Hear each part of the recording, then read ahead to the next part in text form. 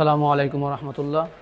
আমি আল মামুন নরসিংদী থেকে মাল্টিপারপাসে কাজ শিখতে আসছি।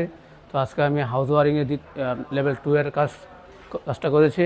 তো এখানে আমি মিটারে জয়েন করেছি, মিটার থেকে ডিস্ট্রিবিউশন বোর্ডে জয়েন করেছি। ডিস্ট্রিবিউশন বোর্ডে এই যে এখানে সার্কিট ব্রেকার আছে, বাস বার আছে।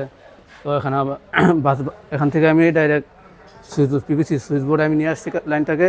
পিভিসি সুইচ বোর্ড থেকে আমি এই বাতির বাল্বের লাইন, সুইচ, এটা হলো ফ্যানের সুইচ, এগুলো আমি কাজটা সম্পন্ন করেছি আলহামদুলিল্লাহ। তো এরপর আমি এখান থেকে দেখেন এই যে ভোল্টেজ কত ভোল্টেজ আছে এখন, এই ভোল্টেজ জানার জন্য আমি এখানে ডিজিটাল মিটারে আমি জয়েন করেছি। তো এখন টোটাল 192 ভোল্টেজ আছে। এই যে ভোল্টেজটা যখন বাল্ব এই লোড বেড়ে যাবে তখন ভোল্টেজটা একটু কমে যায়।